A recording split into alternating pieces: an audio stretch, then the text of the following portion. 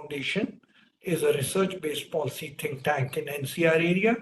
We believe in undertaking research which is policy-oriented, and our recommendations are based on rigorous policy. And This webinar series started when we were in the midst of COVID to take into account important contemporary issues. The aim and objective was to get the best people from across the world, India and abroad, from across the world, to come and talk to us on issues which are dear to Indian policymakers, as well as talk about contemporary issues which are important globally. We have been very fortunate.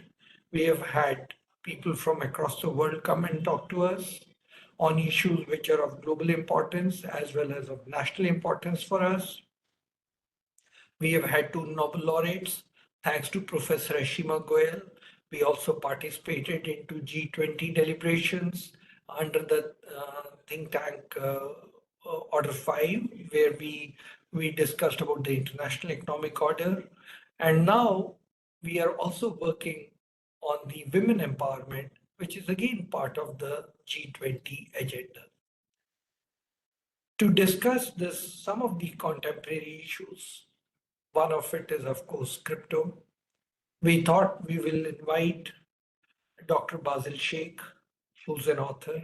He was my colleague at the RBI, and we knew him because he started the Monetary Museum, the only monetary museum we have in our country.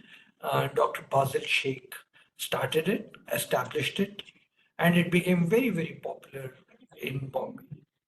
So we thought, let's call him and let's look at the flow of ideas that happens on money supply. He has served for over 30 years with the Reserve Bank of India in different capacities. His last assignment was as a regional director for Uttar Pradesh and Uttarakhand, as well as secretary to the RBI board. His work areas span trade, exchange rate management, foreign reserves, foreign exchange reserves management, precious metals. On gold, he has done lots of work, rural development, governance and human resource management, amongst others. He has headed the team which conceived, researched, and created the RBI Monetary Museum. He served as a member of the Secretarial Standards Board of the Institute of Company Secretaries of India and on several committees of Government of India and RBI, NABARD, as well as National Archives. He is from Gokhale Institute of Politics, Pune, and Public Policy at Princeton University, Princeton. His doctoral thesis was on the evolution of modern banking in India. He has authored several books, even websites, notably The Paper and the Promise in 2000, Meet Road Milestones, RBI at 75 in 2010, and the one which I think is the most important for our talk is The Conjurer's Trick, an interpretive history of paper money in India, which he published in 2020.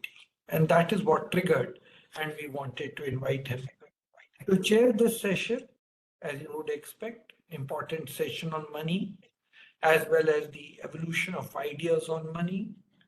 We requested specially Professor Ashima Goyal. She's our advisor at EGROW Foundation, but you know, she's actually needs no introduction. She's so well known in the economic circles. She has been in the Prime Minister's Economic Advisory Council. She is right now a member of the Monetary Policy Committee. For many years, she was a professor at Indira Gandhi Institute, Bombay, IGIDR.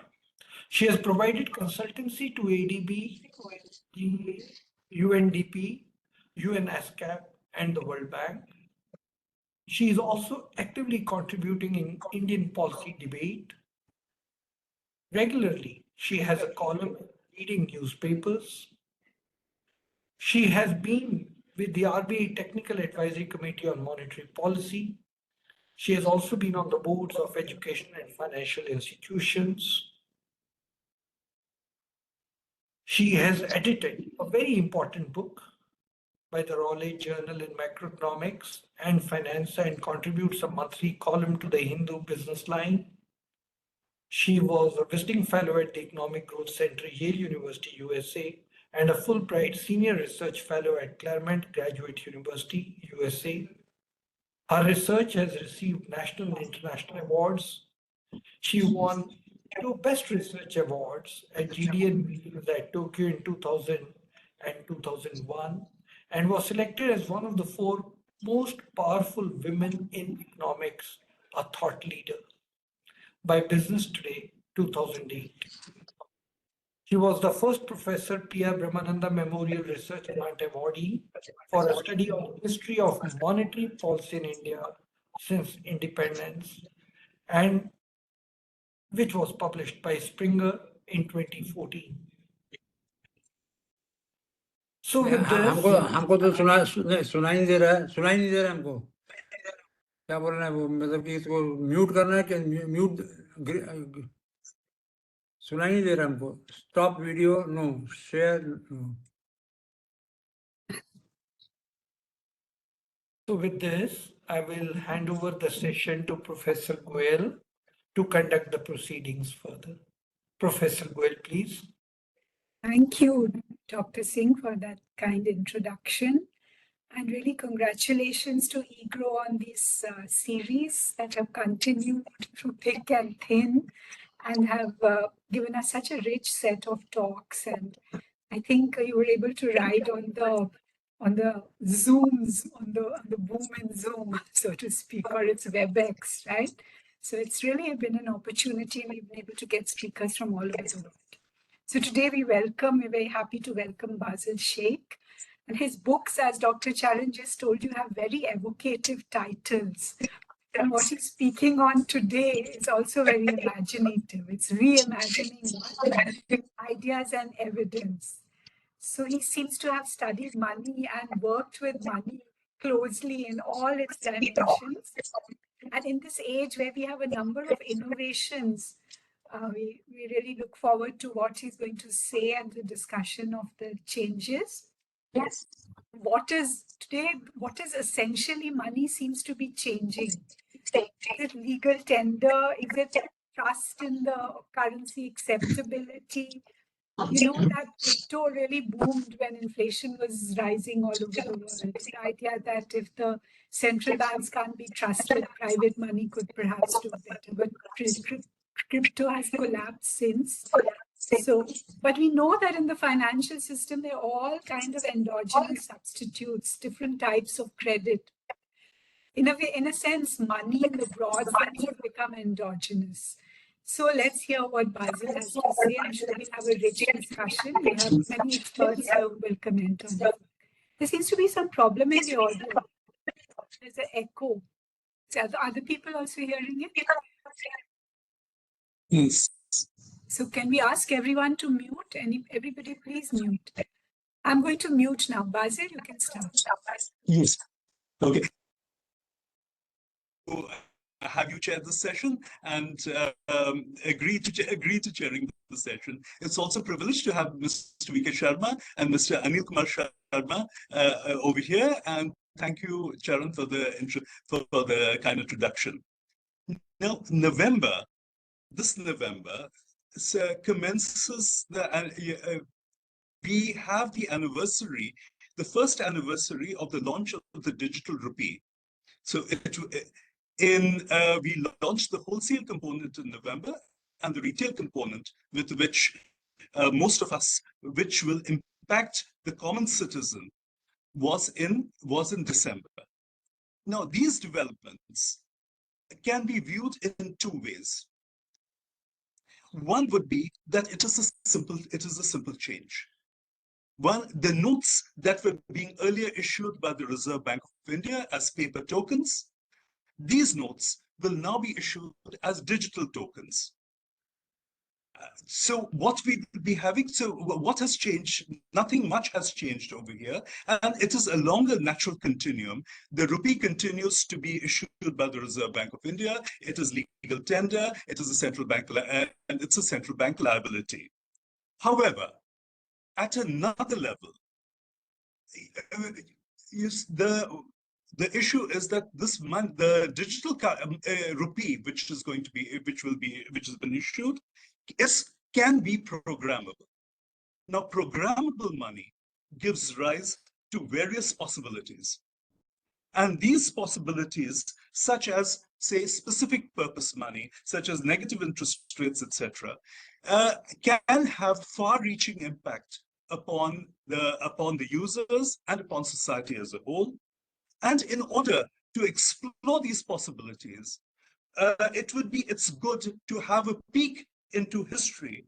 That sometimes becomes useful to see how ideas have evolved over a period of time, and what do these, how have they impacted society in the past? What is the evidence, and how ideas have changed? So we start. Give me a second to share the screen, and 1 second.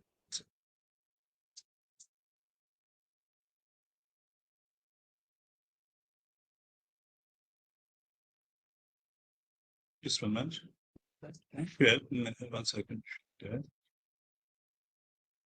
Screen applications. Sure.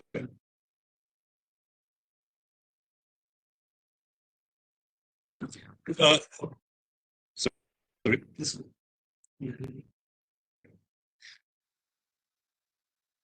the PowerPoint on? Is it visible too? Is the PowerPoint visible? Yes. It's so we start, and where we start from the very beginning, and it's always a very good idea to start from the basics, going down to eco 1 second, to eco 101. Conceptually, when we look at money, what is money? It can be anything that is generally acceptable as a means of payment and for the settlement of debt.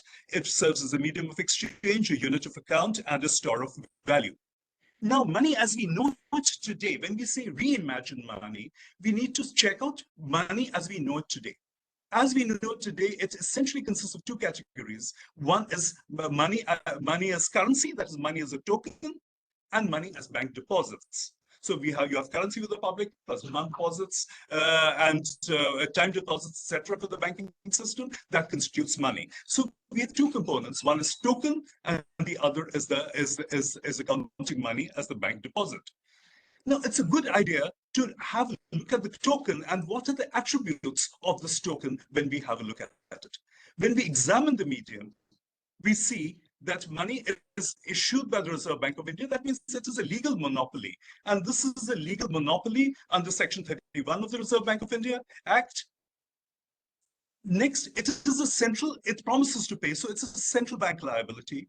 And when we look further closer, it is guaranteed by the central government, which means that this token, which we have, has sovereign backing. Next, this token is denominated in rupees. Rupees is deemed to be legal tender. It is deemed legal tender under Section 6 of the Indian Coinage Act.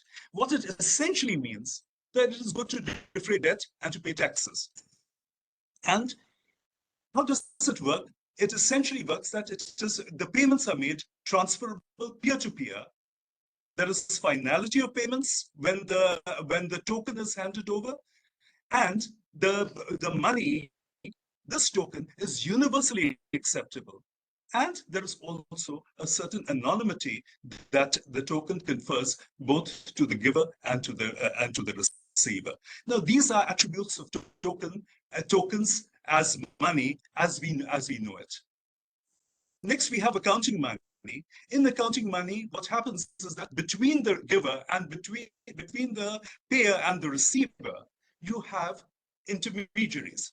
So you have an intermediaries and you have state laws, and there is no anonymity. Now, having a look at the token a little further, what exactly does the token represent? We have this mysterious clause which says, I promise to pay the bearer. What does it mean? It essentially means that it promises to pay 1 rupee. And what is this 1 rupee? This 1 rupee is essentially an abstract. Today, it is an abstract unit of account. It's an abstract concept, not really grounded in anything material. As for the Indian Coinage Act, the paper note is actually a coin. So essentially, when we look at the present consensus of money as we know it today, it involves a monopoly issuance. There is a legal monopoly. The money which we use today is essentially a central bank liability, or it's a bank liability if it's an accounting money. And the rupee, the money which we use, derives its value from sovereign authority, which as per legal tender, it is good to defray debt and to pay taxes. And this money is territorial within the geographical boundaries of where it is legal tender. And the last item which we have seen also earlier, that money is abstract. Where does it reside? Essentially residing in the books of the central bank, of banks, as well as in the minds of humans. So this is where this is the present consensus of money as we know it today. Now, the question that arises is why? Why does money have to be a monopoly? Can there be multiple issuers of money? Does money have to be a central bank liability? Can it take any other form? Does money have to have the backing of the sovereign? Can there be private issuers? Does money have to be territorial? And more important, does money need a recognizable anchor, such as a rupee or a stable coin, or can it just be any abstract unit? No, these are questions which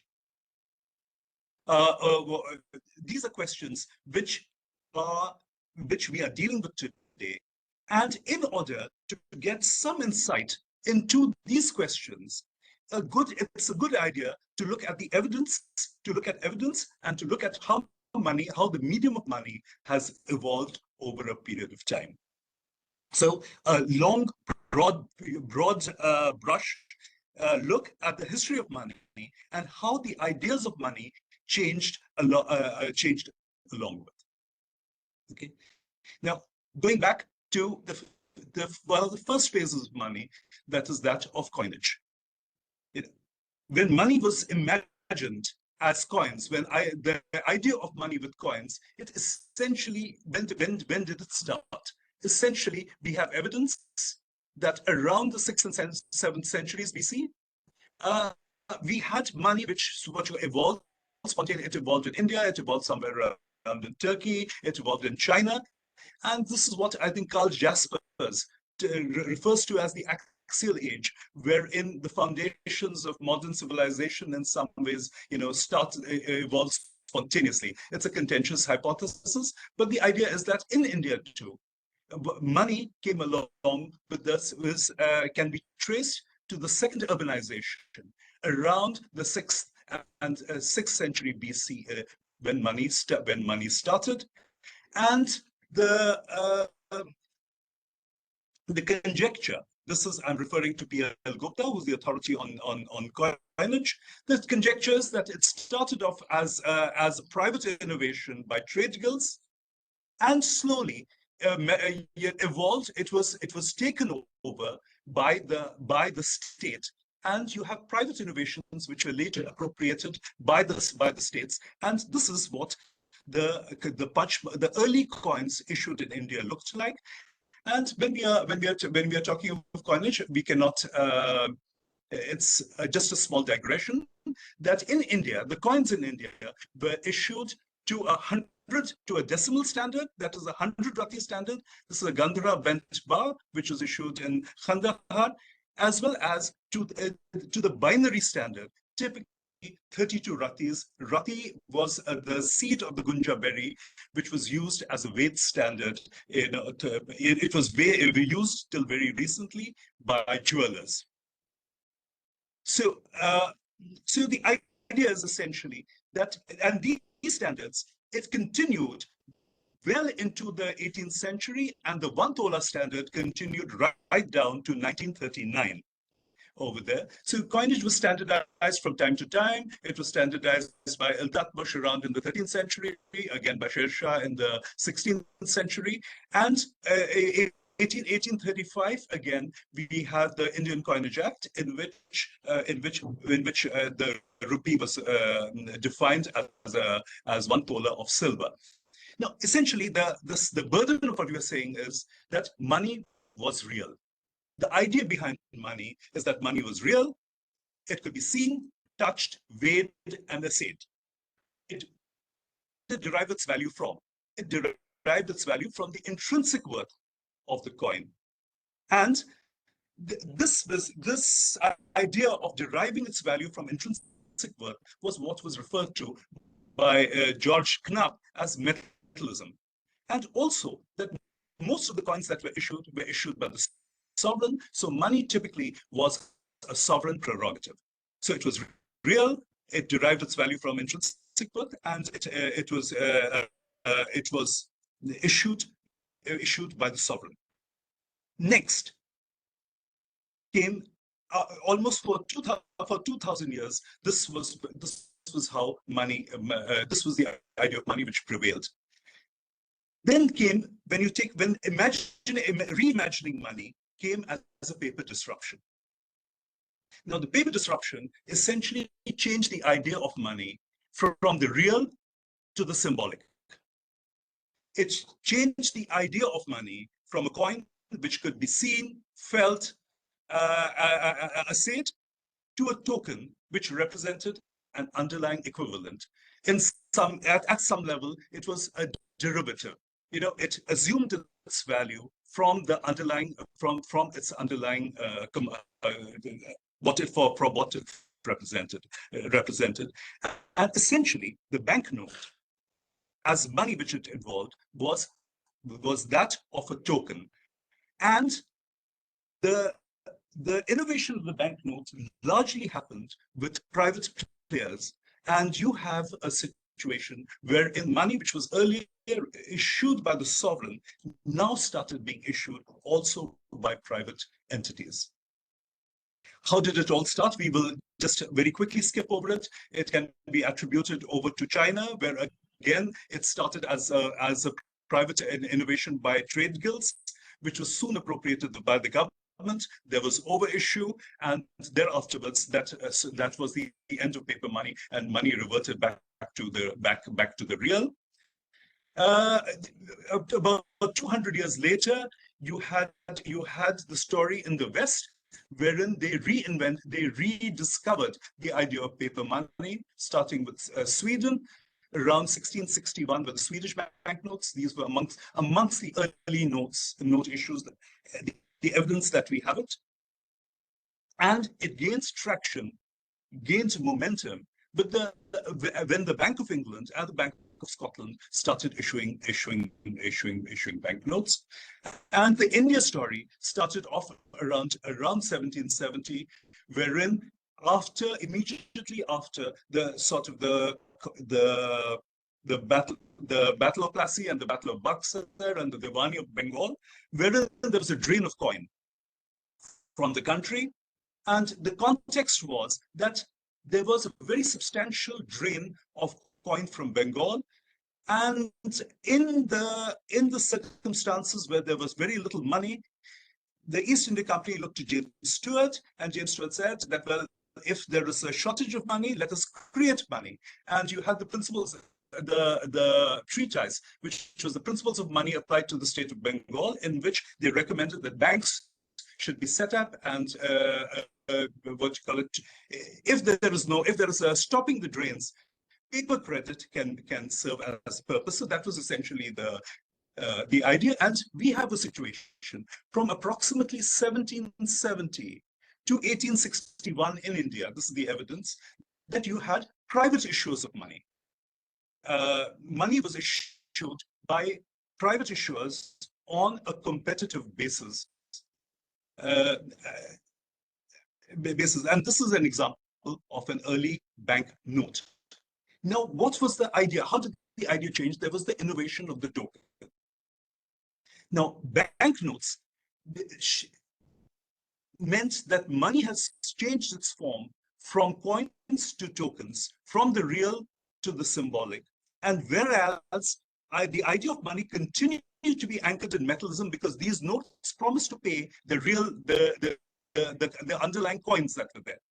So while the idea of money continued to be anchored in metallism, it also introduced the concept of debt as money. And this was a sort of an inflection point in the evolution of the ideas of money, or money as we know it. And very interestingly, the innovation of the banknote was as a non-fungible token. So the NFT revolution actually can be traced back to more than 200 years, wherein private banks innovated the idea of a non-fungible token. And the piece was unique. It could be issued or it could be extinguished, but it had a unique identity. Now, what was the evidence? The evidence is that money changed over from being based on intrinsic worth to credit-based tokens. There was private issuance. There were multiple issues of money.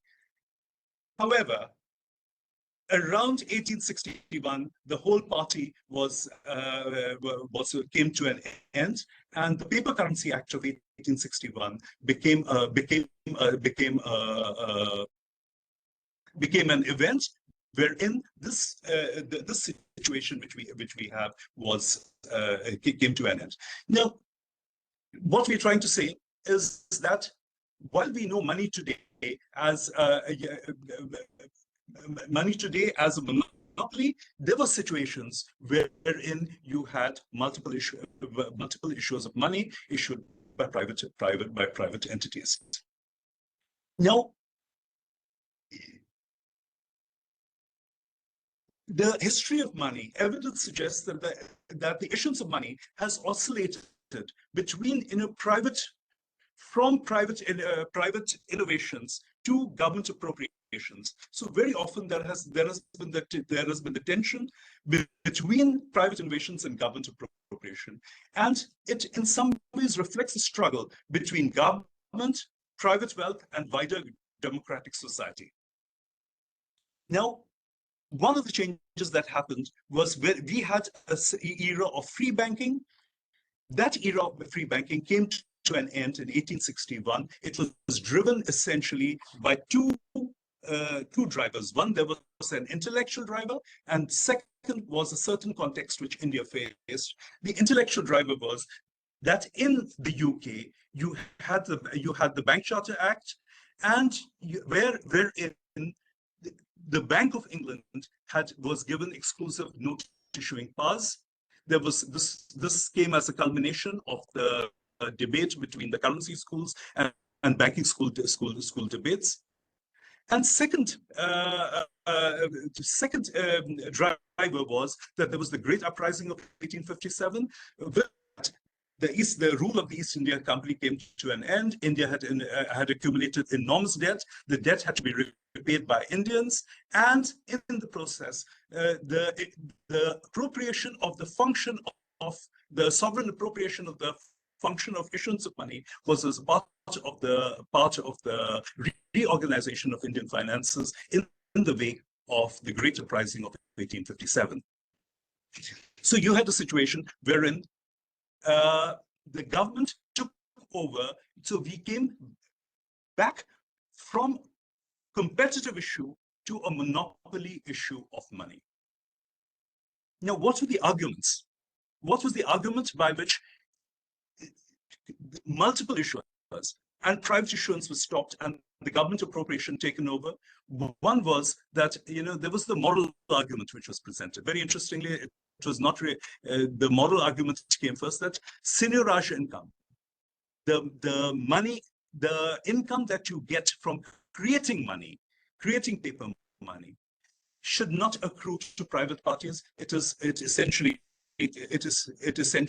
is public. It essentially should accrue to the people, and it should accrue to government. And the other argument was just an imitation of England. And third, there was some idea that money is a public good, it's a natural monopoly, but this is something which was debatable. But the sum total of it is that that money shifted from a competitive issue to a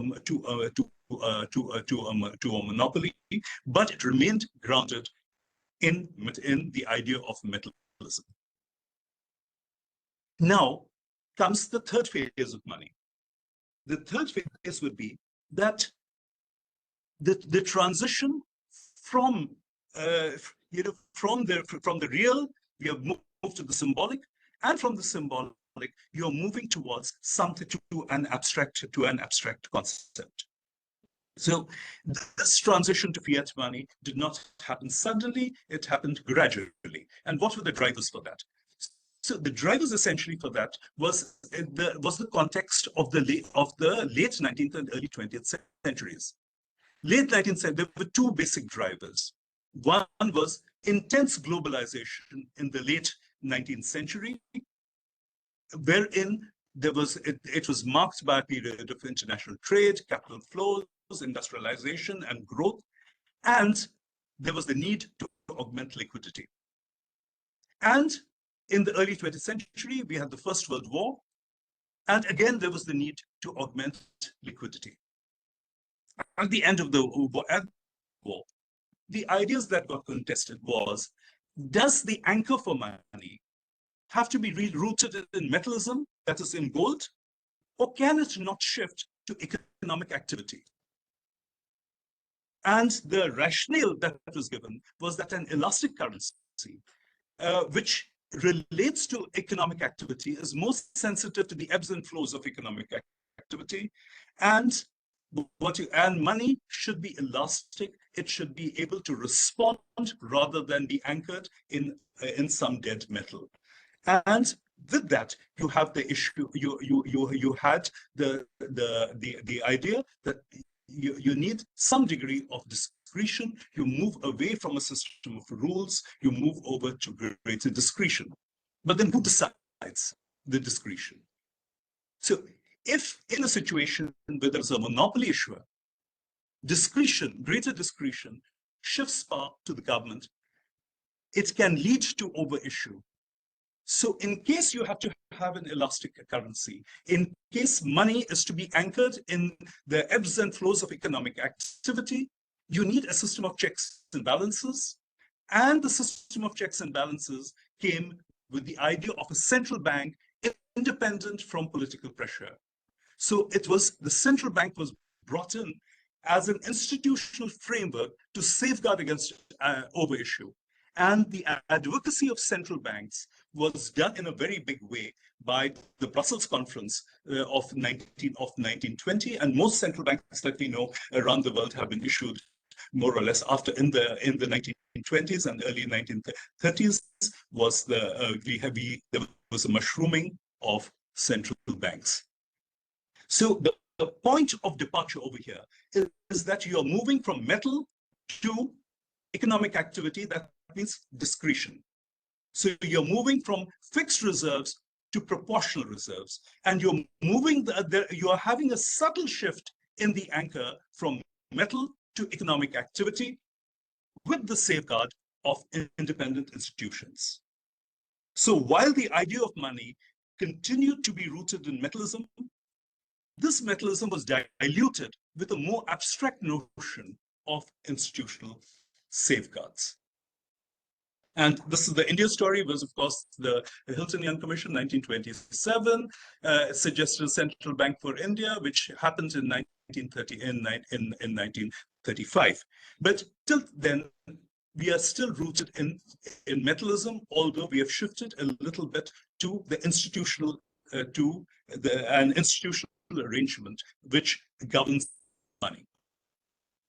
Again, you have war, and with war came the psychological movement that for internal uses, money was the money was essentially the silver rupee. They said, well, why should it be linked to silver?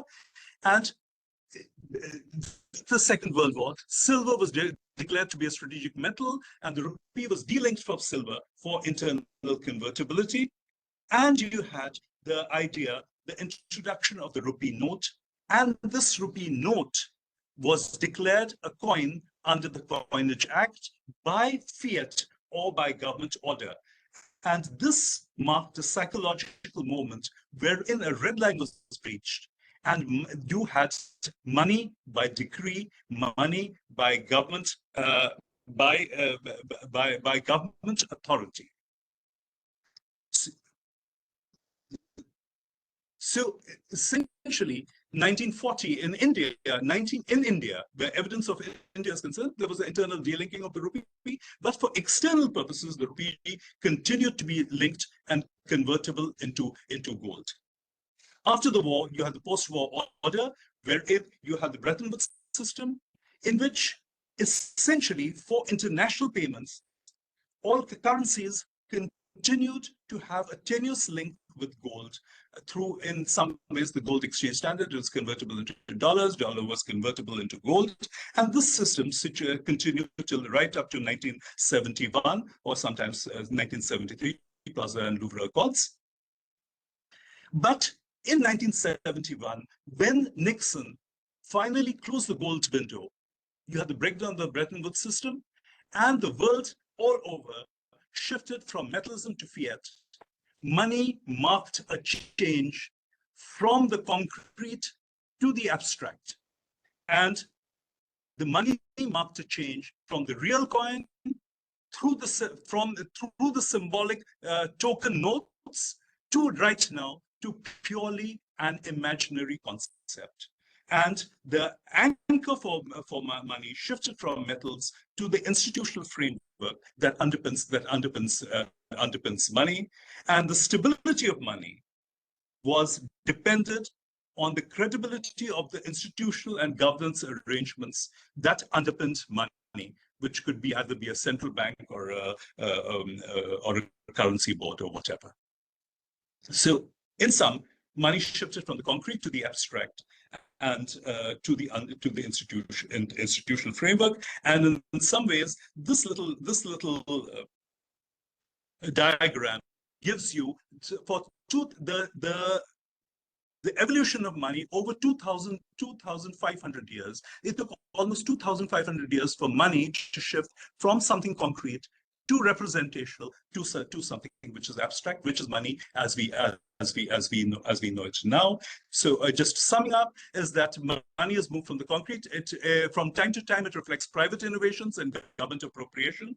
There have been times where money has been issued on a competitive basis, and you have situations wherein money as we know it today was not necessarily money as happened in times past. This takes us down to assumptions about money. Now, historical evidence which we have presented suggests that the assumptions that we hold about money today did not hold in the past. And the assumptions about money need not hold in the future. In short, it can be different, and anything is possible. So now what we have looked at in some ways is the mainstream evolution of money from ancient times down to today, and the assumptions that underlay the money. But alongside, in parallel, there were alternative currents. There was not just money as it was as the mainstream new money. There was also the idea of money as it should be. These were by romantics, by people who contested the idea of money the way it was. Now, the moment you accept that money is something abstract, the abstract liberates. It liberates money from the medium. And you had people, they said, why should the anchor only be gold? You had situations wherein money was reimagined by alternative people. There was Robert Owens, you had Joshua Warrens, you had it was anchored not in metal but in labor time. So you had these experiments, the equitable labor exchange of Robert Owen's 1830s. You had, and down to today, you have the legacy of that. Edgar Khan had come up, and there are various time banks. So you also have situations where money is imagined in different ways, and you have money can be different from the way we know it.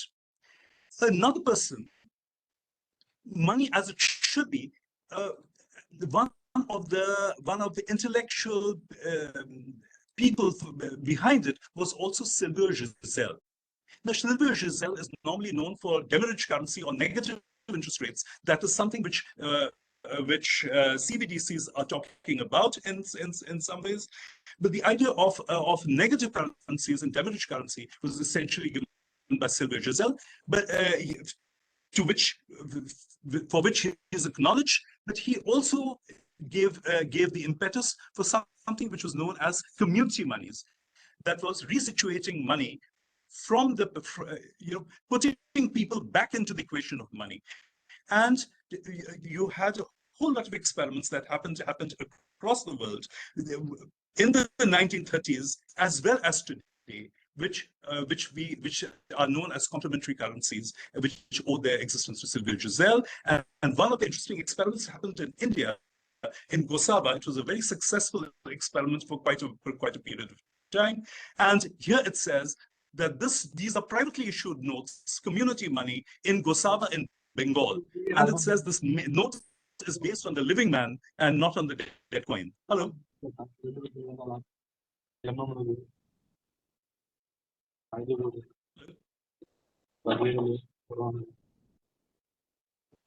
So, have two contemporary developments. People on the fringes who have money. One is the community-centered money, and the other is individual-centered, wherein the rugged individualists seeking freedom with a distrust for government, with a distrust for big corporations and banks, and a passion for privacy, thought reimagined money. And the roots of it lay in what was known as the cypherpunk, and the crypto-anarchist movements of the 1960s and 80s. You had the Crypto-Anarchist Manifesto of Timothy May in 1988, and these became the foundations of what later came to be, we are running a little short of time, came to be cryptocurrencies. The precursor for the cryptos was David Chaum, 1989, DigiCash was there. Unfortunately, DigiCash was a currency which was ahead of its time, went bankrupt in 1998. You had e-gold, which the Financial Times described as the first sort of asset class or currency to gain critical momentum on the web. However, it was shut down in 2009. It was shut down in 2009, just when cryptos started coming into existence. 2009 was when the first Bitcoin launched, in which you had the first transaction of 10,000 Bitcoins for one pizza for two pizzas in Papa John's was done, and crypto coins came up, was a point of departure. It was a point of departure. We knew money as metal, we knew money as debt, we knew money as fiat. Now cryptos reimagined money as memory stored in an immutable ledger. Now, what were the cryptos? The cryptos were digital tokens, not based on any underlying asset, possessed no intrinsic worth, had no authority backing them, had no stated boundaries. Now, where did they derive the value from? They derived the value from algorithmic scarcity, confidence reposed in the integrity of the mathematical codes and codes that underlay them, and essentially the expectation that the numbers will be limited and will follow pre-announced rules in the form of codes and encryptions. Essentially, at the heart of it, what cryptos tried to do was to replace the confidence reposed in the institutional safeguards and framework of a central bank with confidence in the integrity of mathematical rules, cryptographic security, and a decentralized governance system. And that's, they also gotten, for the scarcity part of it, they gotten into the metaphor of gold, and mining was used. Now, cryptos essentially, again, revive the issue. They are private issues. They are issued on a competitive basis. You have any amount of crypto issuers are there. It's an abstract unit of account, not denominated in legal tender. It is cosmopolitan, it is borderless, it is peer-to-peer, and without intermediaries, and transcending the laws of the land. Now these cryptos were a libertarian dream, but increasingly over time they were tamed and mainstreamed. And the taming and the mainstream of cryptos has happened with the introduction of stable coins, to cryptos which were pegged to currencies. And increasingly, as people started investing in cryptos, given the increase in assets, cryptos lost their motives as driven by romantic notions, and went or acts of rebellion, and instead became more and more mainstreamed. And the present consensus is, which was there in the G20 meeting in September 2023, which we had, is that cryptos need to be regulated. But what happened was that cryptos threw up challenges.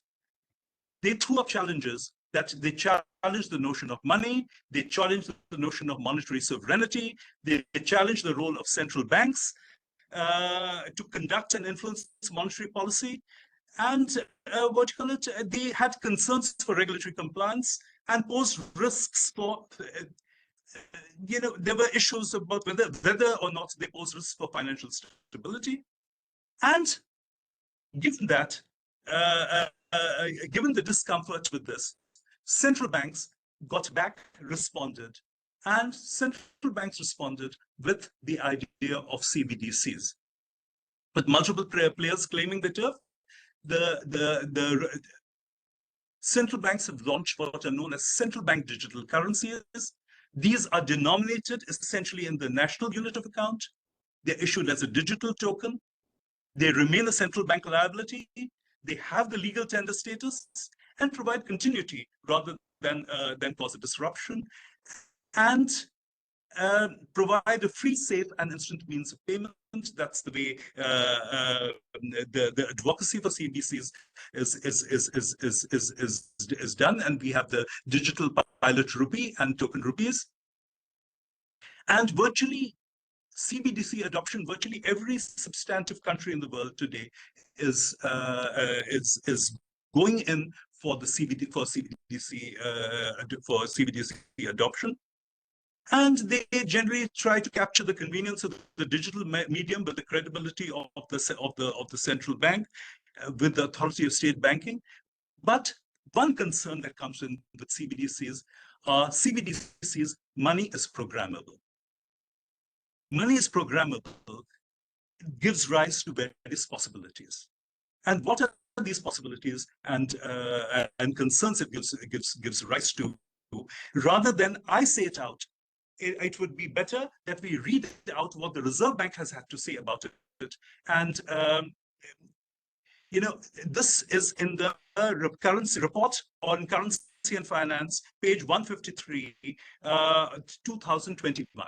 It says CBDCs can be designed to promote non-anonymity at the individual level, monitor transactions, promote financial inclusion, direct benefit transfer, fiscal transfer, pumping central bank helicopter money, or even direct public consumption to a select basket of goods and services to increase aggregate demand and social welfare, acting as a direct instrument of monetary transmission.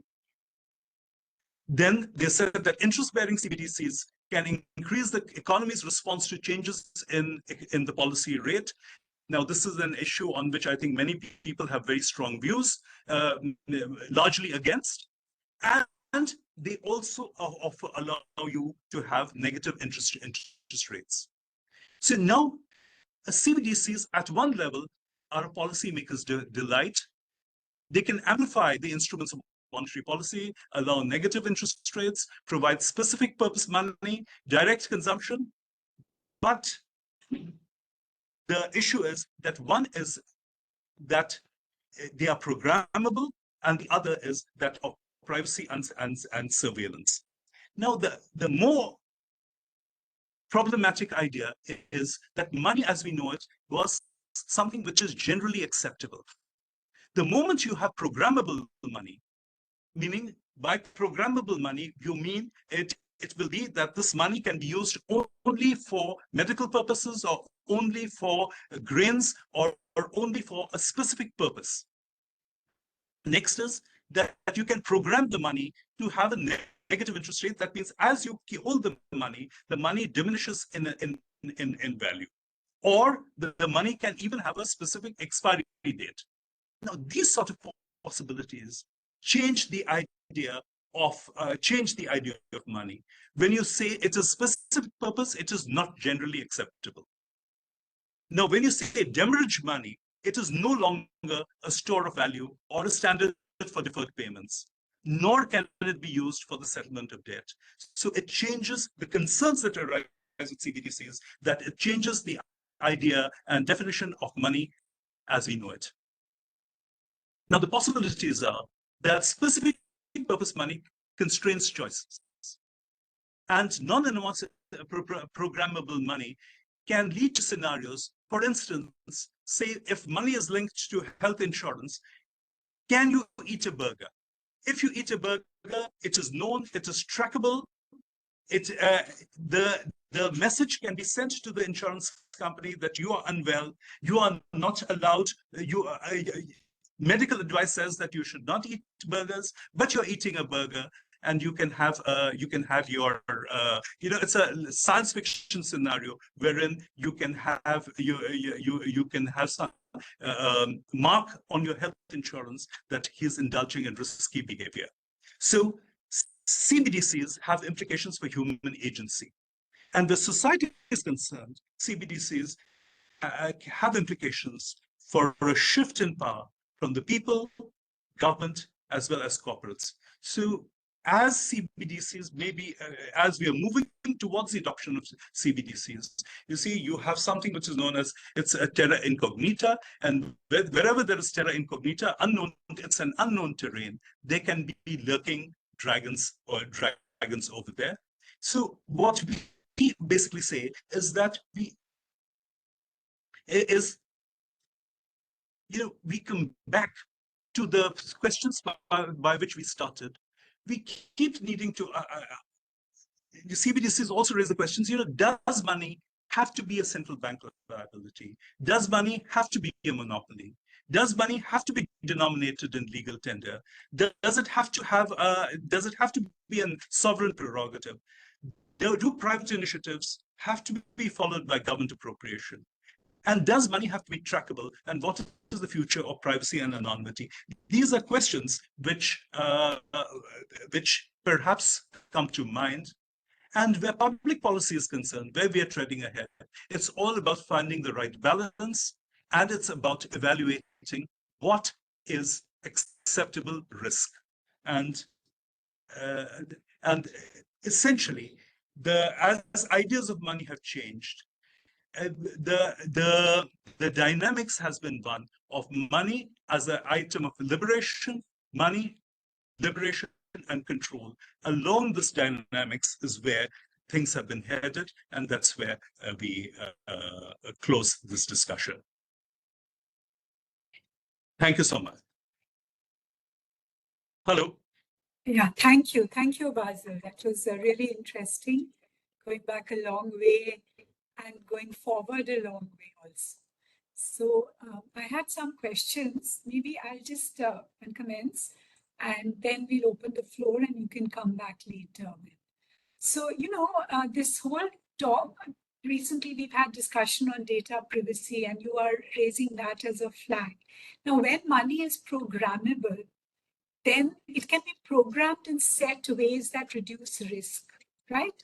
The idea of the central Yes. bank as a warrantor of value, as a reliable institution, as insulating from political pressures, etc., can be extended to this. For example, one red flag raised by CBDC was that banks would be disintermediated, right? But then the Right. design of Right. CBDC can be such that it's two-tier and the distribution is through banks, so they're very much included in the whole thing, right? So you can design it to reduce those risks and commit to that design, right? And the second issue is about privacy, and you know that private money in some ways protects privacy more. One heard a lot of these concerns, you know, with the vaccines and the government portal, and that they had a lot of information, etc. And what are they doing with this information? But you know, fact is that Google and Facebook and so on collect a lot of information, and they use it in all kinds of unregulated ways. More and more of this is coming out. While I was just talking to Nandan Nikhilani the other day, and he is saying that the digital Indian stack, the way it is designed, is that the data rights will stay with the producer of the data, with the individual, right? And these are sort of account aggregators, and there are strict rules on how long they can keep data, what they can use it for, whether they know what is in it, or they're just passing it on to wherever the individual has given permission to pass it on. So in a way, the public architecture can be built to warranty privacy in a way that private parties often misuse. So I wonder what your reaction to some of these issues. And also one question I had was that, you know, you started by telling us that the first banknote way back in history was an NFT. And today in cryptos, you have that these NFTs are, you know, NFTs. yeah, pieces of art and so on. They seem to be surviving more than crypto assets as money. So how is this different from the historical, and what is the evolution, and what ways is it similar? In fact, that's a general question that when you see where we are going, what do we learn from history to tell us flag dangers or possible parts of evolution? Yeah, those are my questions and comments. Then Mr. V.K. Sharma, you have some observations? Yeah, thank you. Questions? Yeah, Thank I think I have something to say here. First, I must congratulate and compliment Bazil for a wonderful presentation. It was good memory down the lane, and it was very, very informative. Now, the basic point is, you know, that I have always been against this thing about CBDC, because everything has to be value adding and not value, you know, deducting. And it so happened after my quite a few tweets, I came across a speech by the Federal Reserve Governor Christopher Waller, and he delivered a speech in February 2021, Yes. and he said, CBDC, a solution in search of a problem. I think after that title, he could have as well said, well, ladies and gentlemen, all that I have to say has already been said by my title of my speech. So I thank you very much for your listening, and I will take my seat now. A solution in search of a problem. No problem. Yes. The thing here It is, was I would like to ask one thing. I would like to ask one thing. Only thing a few months ahead of what Christopher Waller had to say. I had done already about 4 or 5 tweets, and later Dr. Subbarao also came out with a speech where he made the same point, that this interest paying, you know, the CBDC will definitely be very, I mean, it will be counter the existence of banks and their viability. The issue here is that I transfer today through my UPI, through my net banking, 10,000 rupees or 1 lakh rupees, whatever, to somebody's account. It takes no time. I mean, there's a split second, there's a transfer. And what do I get? My account is debited by the rupee, which I don't see. I don't see that rupee, what it looks like. It is just a digital transaction. And the other guy gets the money in his bank account. That again is a digital. It is not in a physical form. Now, in what way a digital rupee will make it better? Here, the extreme case if you take, monetary policy, monetary theory, if you take extreme case, then you cannot pay interest. And I think I'm talking about, in one of my tweets I've said this, I'm repeating just 4 lines. RBI digital rupee cannot become a reality without making the bottom of the stakeholders pyramid completely digitally enabled. And once that happens, the stakeholders will prefer interest earning digital banking to non-interest earning digital rupee. And that cannot be reason by itself for the Reserve Bank or any central bank to pay interest, start paying interest rate. No, that's not the way it should be. So I keep my money in my bank account till the last moment. If I have to pay 5,000 rupees, otherwise what happens if digital rupee comes, you have to first hold them and then you make payment. What I'm saying is there's another, incidentally, there's another, my quotable quote, original, I tweeted it is, very often solutions to problems create problems rather than solve problems, necessitating finding solutions to solutions. This is my original quote. So what I'm saying is, why we are doing what we are doing. And so I think I again conclude my observation with the speech of Christopher Waller, which is the CBDC solution is in search of a problem. That's what it is. There is no value adding. Everything, the UPI system is working fine. I can transfer anywhere. That's digital transaction. What is the value added by digital? Yeah, Mr. Sharma, thank you so much. Yes, your views coincide with Barry Eichengreen, who has been saying India should not go for a CBDC because the UPI is working fine, it will not add value.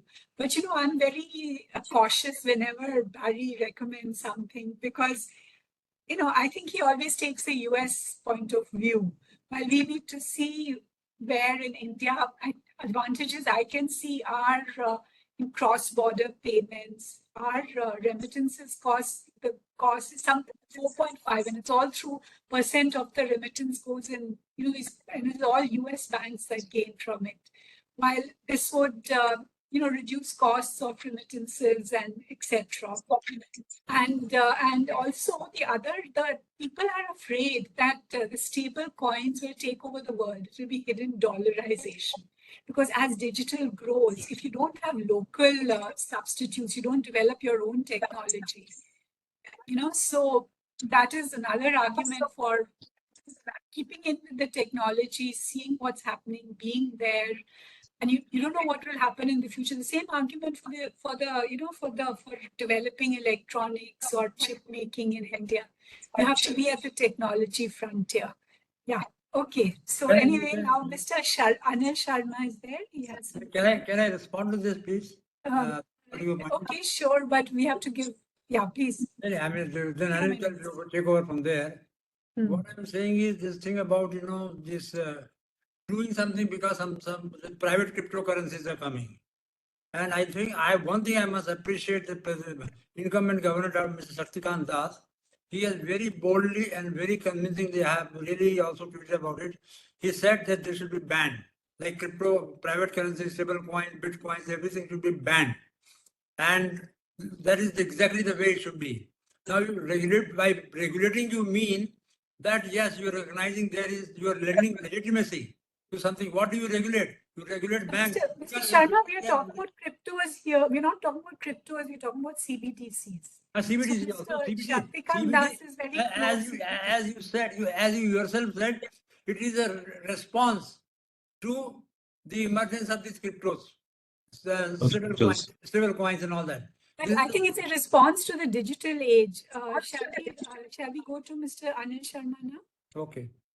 Yes, ma'am. Thank you very much. And compliments to Bazil for an excellent presentation. I have 2 questions, if time permits. I'll start with the first one.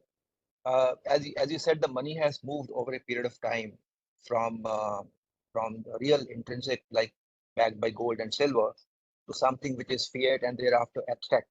Fine.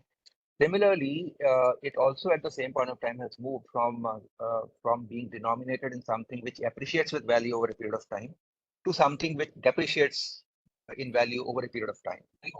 So what has been the implication for the common people at large who use this money? money which depreciates over a period of time, vis-a-vis the money earlier, which used to be appreciating over a period of time. What has been the implication of this for the common people, other than creating senior age? Is there any other implication for the common people at large? And the second question is with respect to programmability. Now, it's a possibility. It may be programmed. It may not be. CBDC may be programmed. CBDC may not be programmed. But even if it was programmed by any chance, would it be such a big issue? For example, unless you argue that it's going to be programmed preventing me from buying groceries. As an RBI officer, if the bank is going to pay me a salary and say that you cannot buy with this money groceries, or you can buy only X percentage can be used for buying groceries.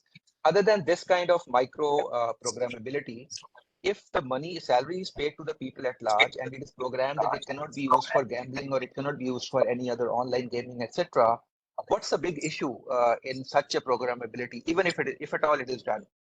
Because if you go back, the selective methods of credit control of olden days, where the money cannot be lent by the banks for a certain purpose, money cannot be used for a certain purpose.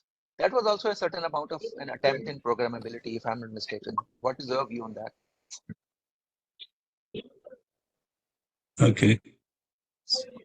Thank you for this very interesting question. Bazil, you want to come back, and then we'll have another round. No, we can take in the sessions, because there's quite a range of issues which are here. So There don't seem to be any questions. Mr. Charan Singh wants to chat. take in. So you can go ahead and answer, then we'll ask for more questions. Professor, Chandan Yeah. Sinha has also joined. You may like to ask him now or after Bazil has spoken. I leave it to you. Okay, Chandan, you're there? Can you ask if you have a question?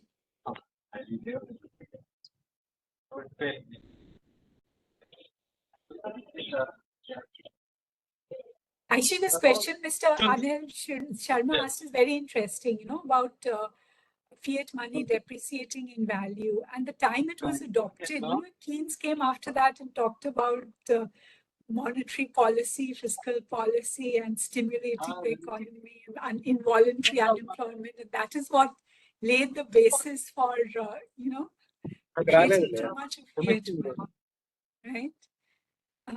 So now, Mr. Chandan Sinha doesn't seem to be there. So if you would like to respond to this set of issues. Okay. So the set of issues, we start from where we start with one was the privacy. Ashima, you had come up with the privacy concerns about the India stack and about interoperability issues. This is different. So, Can I request everyone to be on mute, please? Those who are not speaking.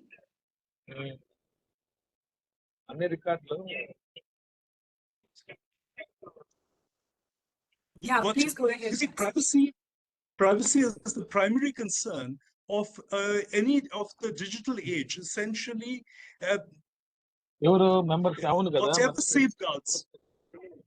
whatever safeguards may be in place, ultimately, could people just put their things on mute unless they wish to speak?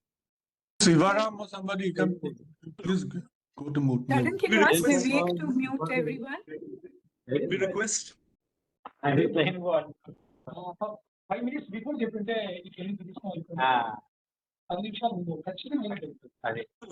We request people to put it on mute unless they wish to speak.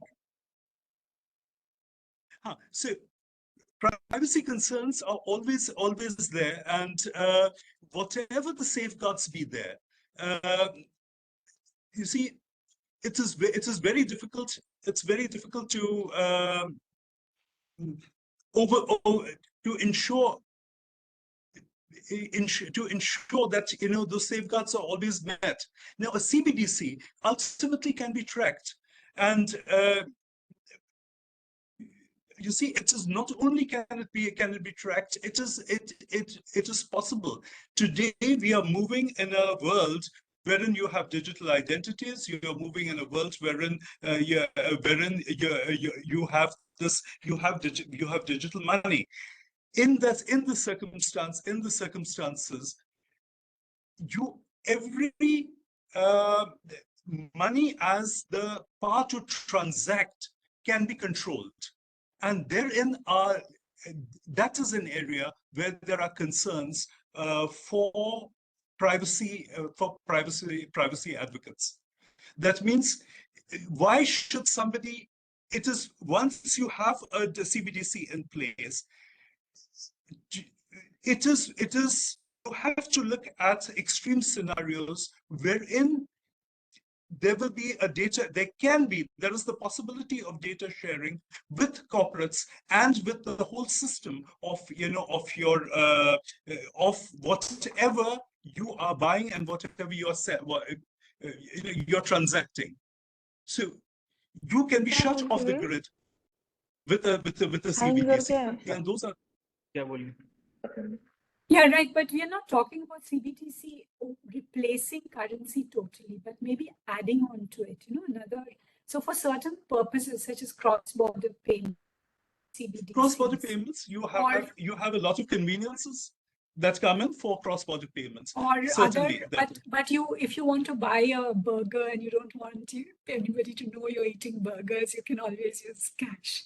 Still, no, but if you commit to data protocols where there's strict, imposition of the data privacy law, and strictly monitor data protocols, I think those are an essential part of moving to a digital age. Trust and confidence in that. And when you say that the central bank is a warrantor of the value of the rupee, it can also be a warrantor of the privacy of data, no? Yeah. Anyway, yeah, we would like to hope so. We would certainly like to hope so. Ashima ji, my point is about this cross-border thing. I'm not understood. Maybe you can make me understand. I've tried very hard for a very long time. I will compare it physical versus digital. Are we carrying bags and bags full of currency notes, printed notes for cross-border payment from one country to another country, and getting other currencies by, full of bags and bringing them here? We are not using currency. No, we use banking correspondence, which are foreign banks who take a very large cut.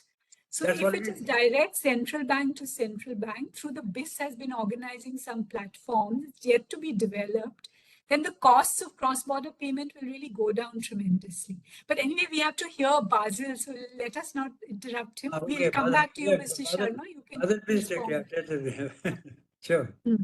Please go ahead, Bazil. Okay.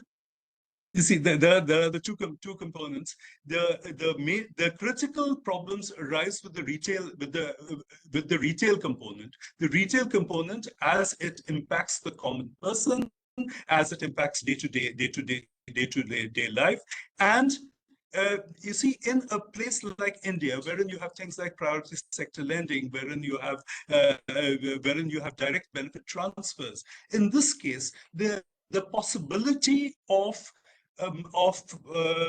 tokens being issued, which may be having an expiry date, are very high.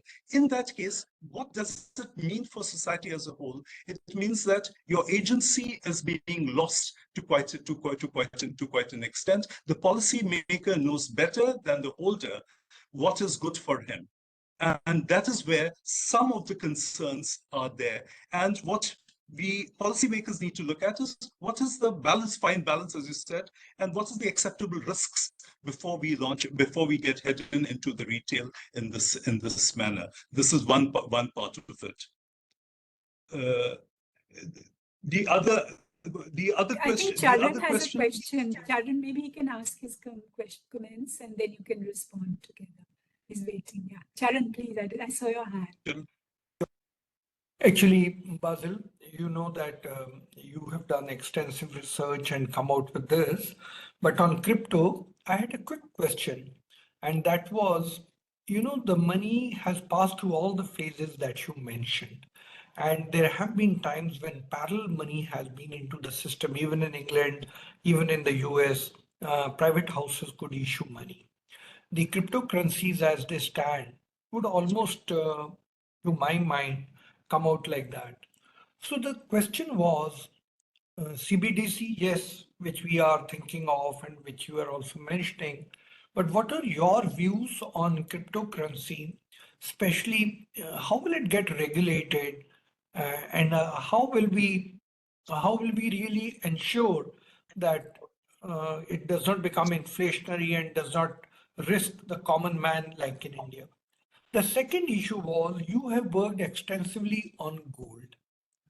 Now, many have compared crypto with gold, and my thoughts were they are not comparable. Uh, and we knew how much gold is getting mined, and we knew there's a natural limit, and somehow we knew that the chances of fraud are minimum in gold because we know it's the intrinsic value of the commodities there, but on crypto we don't. So I wanted to know your views on these issues too. First on the regulatory and secondly on gold versus crypto. Thank you. We'll start with the gold versus crypto. The idea of gold was that one is that gold has intrinsic worth, and second is that gold is limited. The metaphor which cryptos used with gold of mining was essentially relating to scarcity. So where do those cryptos which do we are not talking of stable coins, we are talking of the original cryptos which did not have any intrinsic worth. Where did they derive their value from? They derived their value from the fact that the issuance would be limited, and that issuance, that there would be integrity of the issue, and that issuance would be the mathematical codes which ensure that this currency is not overissued. So basically, the value derived from algorithmic scarcity was the area where it derived its value from. And it is more as a metaphor rather than the real thing. So that is essentially the crypto gold analogy. Essentially scarcity. That gold was limited, and the whole idea of moving to central banks was because liquidity was restricted with gold. Here again, you are simulating gold in terms of its scarcity, that you will not be having an overissue. So safeguards against overissue is where the thing was, and gold was used more as a metaphor rather than as something with intrinsic worth. They are very clear that cryptos do not have any intrinsic worth. So cryptos was in some ways rooted in freedoms. Cryptos was rooted in distrust for government, in distrust for large corporates, in distrust for banks, and a passionate a passionate longing for privacy. So this was where these were the drivers, the libertarian drivers for cryptos. But now, where regulation is concerned, cryptos are getting tamed. They're getting tamed in the sense that the moment you start off with stable coins, that means your volatility component of it goes. If you have stable coins, to that extent, you are controlled. The moment you are purchasing dollar assets to compensate stable coins, the wallets and the exchanges are getting the KYC and they are controlling it. So essentially, the regulation of cryptos is coming in through through the regulation of exchanges and through the regulation of wallets. That is where the crypto regulations largely kick in. So. Was there anything specific else about crypto regulations that you wanted to? I have a point here in response to Shivaji. Can I respond to the?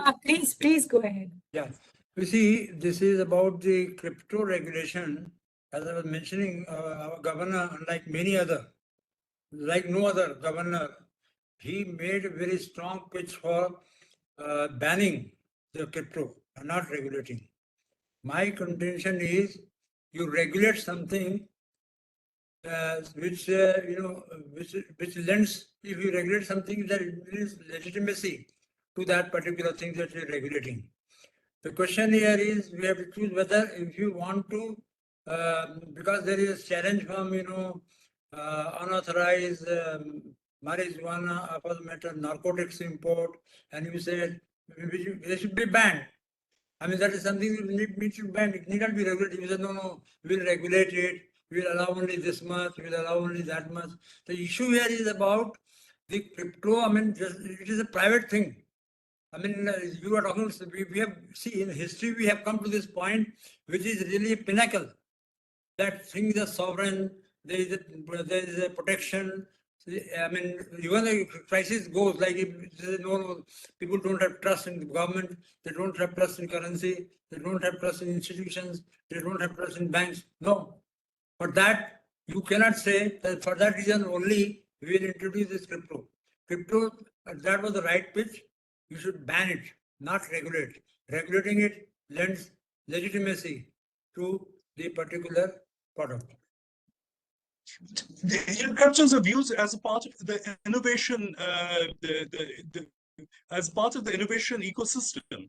Also, it adds to the menu of options. And today, the moment you start regulating the exchanges, the moment you start regulating wallets, you have defanged crypto to a large extent. You are making the Wild West back into a pony rider. So yes, I think that is the important issue, that if you don't regulate, then this will go in the dark net. It will be, you don't know what is happening, all that, money laundering and so on, the illegal uses of crypto. But if you regulate, then because the way technology is developing, you can see what is happening and you can control it. You can tax it, you can prevent it being used for illegal means, etc. And you can, but I think that there is a point here, Bazil, that crypto will not be legal tender and therefore not currency. To call it cryptocurrency is a misnomer, but as an asset, the technology, the as an NFT and so on, as in other various where the technology is useful, it should be allowed to grow and develop and so on, but not as a currency. It can't be legal tender. Yeah, in fact, very it important point I'm making here is the systemic risk. Now you see, I did one analysis based upon 10-year data, and I found a Sharpe ratio of Bitcoin is 0.82. It should be always a Sharpe ratio should be more than 1. Otherwise, it represents a huge risk. And this particular risk can cause systemic risk because the cryptocurrency, because of the 0.82 Sharpe ratio, from 20,000 peak, they went down to $5,000. This is very, shaking. It will shake the system. Even the systems which are regulated, which are legitimate, public policy driven, they will all be affected by this. So that's true, but the cryptos was an area which was not really meant for the common person. It was not really, where the nanny states will look after, protect consumer protection and consumer protection. It was meant for the rugged. It was meant as an outlier, adding to the menu of options. I'm not advocating this. I'm just saying that this is how it came about and it evolved. So it was the buyer beware. So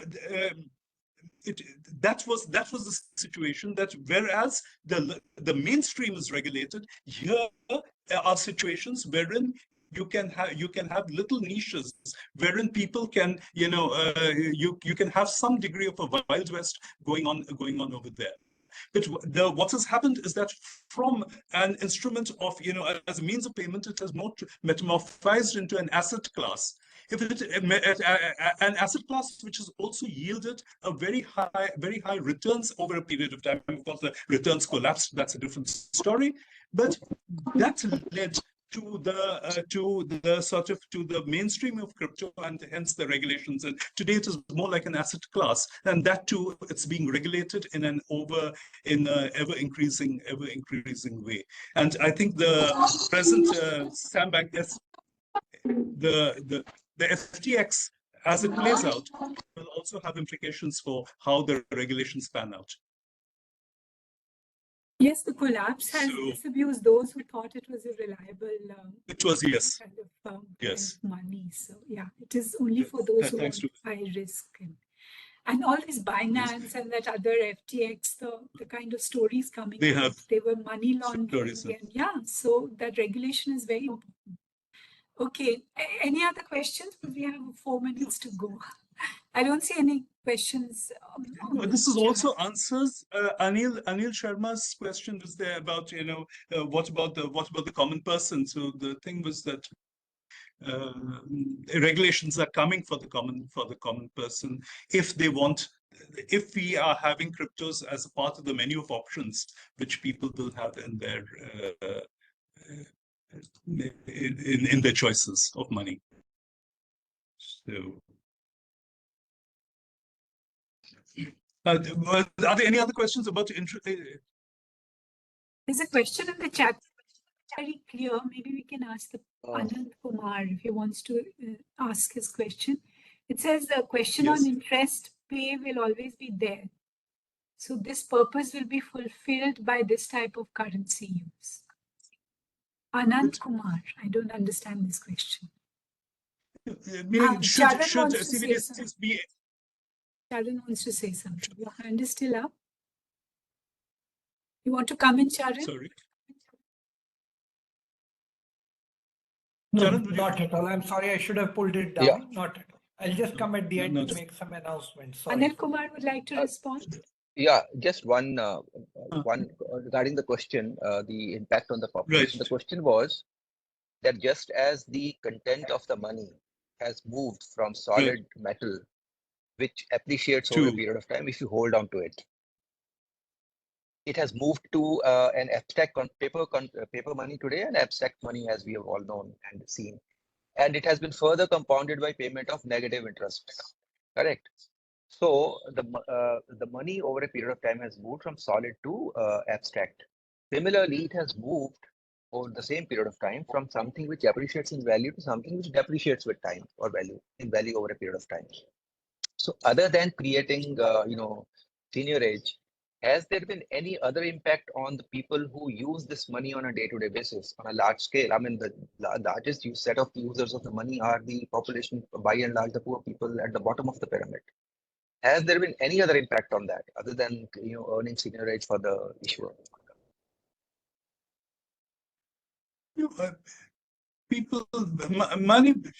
People use money both as a means of payment store of value, and they would seek to protect its value. That But would they have be no means to do that. Do they have means to do that? Dollarization. We are seeing what's happening. that would be the stable coins. That is why cryptos Stable grew coin. when inflation was high. So the central banks have to protect the value of their currency. Yeah, keep inflation low to prevent substitutes becoming popular. Because the debt money gets interest in the banks, even if Yes. you leave the larger point that the interest they earn is less than the inflation rate, it's a negative interest rate. But keeping that But it's getting interest. aside, it does get interest. So there is some element of protection to some extent. But That was in case of paper Mr. V.K. currency- Sharma's. That was Mr. V.K. Sharma's point that why should people prefer CBDCs to interest-bearing deposits? If you are making UPI payments, you are making it through a bank account which is earning interest. Your digital rupee, your CBDC does not earn interest. Now, assuming the Reserve Bank has left it open that it could be interest-bearing. Now, Mr. Tarapur had a lot of very strong views about interest-bearing, about the central bank paying interest. So that's a different issue. I think Mr. Sharma also has very strong views on any issuance by the central bank which pays interest is generally deemed to be a no-no. But negative interest rates was looked at as a monetary policy instrument to something like a demurrage currency, which was experimented in Wargel, and in the 1930s you had these experiments of that. So, but again, the moment you have this, it changes the idea of money. The simple thing is that the moment your money is programmable, it is no longer a payment and the store of value. So, which gives rise to certain concerns. That's all, and the concerns need to be addressed. The idea is that just we need Unless to you be commit aware of to it. those money-like attributes in your programming, right? Anyway, so I think we are at Yeah, 5:30. It's just been a just really one rich. just Yeah, yeah, please just go ahead. one more point. Were the selective credit controls of yesteryears also a kind of an attempt to programmability of the money? Yes, it is. This makes it so much simpler and easier. Here, the So it's not token a new itself can concept. be programmed. So it's not a new concept. Programmability is not a new concept for money. Directed credit, in some Yeah. ways, is so directed credit becomes so much more efficient with programmable money, and that's Absolutely. precisely the concerns which some people have.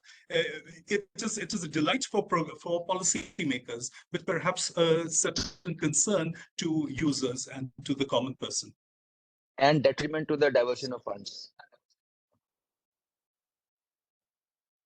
Unless I Yeah, have a wallet and I hold some CBC, I can't accept it as payment, no?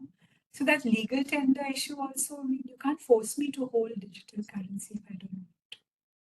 And so you can't but force me to gradually, accept payment in it.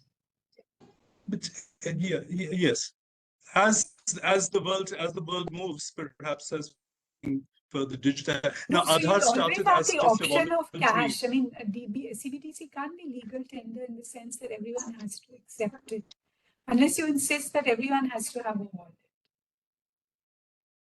Yes, that's a very very important point here. Fair point. Okay, I think we stop here. But right now, Charan, it's you a want to come in? complementary. It's along the side. Yes. Charan, you want to come in and conclude? Thank you. It was a very Yes. rich, interesting discussion. Just shows that money is very close to our hearts and passions. Okay? There are very Exactly. interesting conceptual issues here. Bazil, you brought that out very clearly, the attributes of money over time. It's very interesting. Thanks Thank so you. much. We're just raising questions. That's all, and leaving it there. So thank you very much, Basil, for accepting our invite to come and speak on money. We are soon going to have another monetary policy announcement. Professor Ashima will be up there. And I think we have triggered her thoughts. Is CBDC right? And all the things that we have discussed today. So, and thank you, Professor Ashima. I know this is a sensitive topic and I wasn't very sure, I was very worried if you'll accept it, but so kind of you to have accepted it and come and chaired the session. I have two important announcements to make. As you would have seen, today's discussion has been very, very rich. And I think we should share it with everybody. So the recording will be available on our website tomorrow by noon. And I'll send you the link and I would invite you to please share with others. The other important announcement is we have all been reading Gandhi.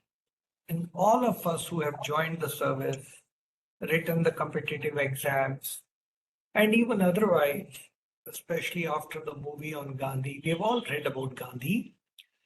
And we always thought the village economy has to be strengthened.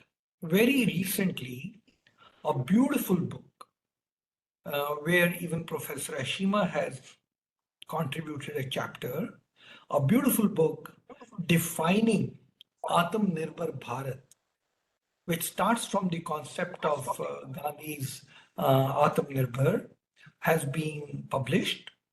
And next week, we are going to have a discussion on that. It's been published hardly 10 days back, and it was released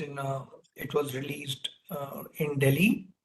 And we have invited the editor. His name is Ashwani Mahajan.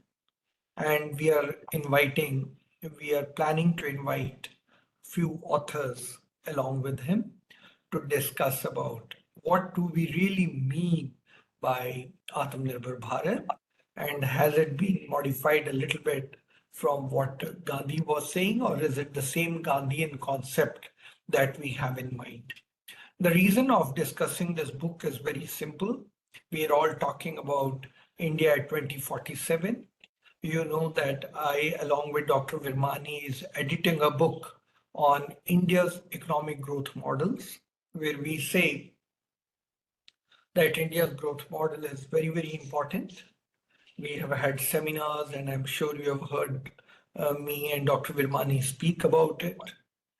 So next week, we are going to have this editor of the book with a few authors who will be telling us about what Atmanirbhar Bharat is.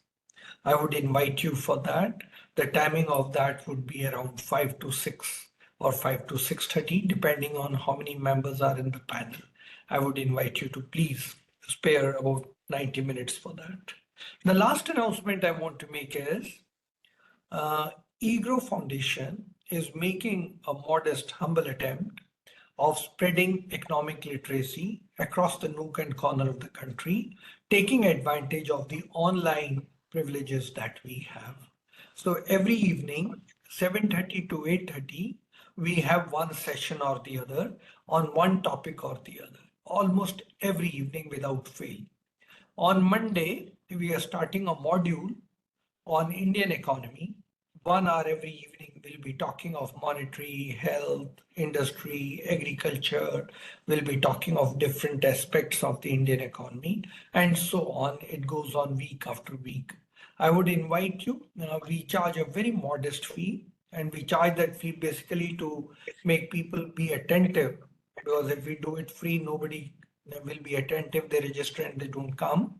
So we are charging a very nominal fee, and we are flexible on that. If we find that somebody is serious but can't afford, students or anybody far-fetched faculty in distant places, they get a chance to listen to people who have been chief economists at different places, or have worked at the RBI, or have, and all type of faculty volunteers to be with us while doing these courses. I would like you to spread the word, and it's on our website, that EGROW's economic literacy program. If people can take advantage of that, we will feel privileged, because we feel that we are contributing to the society.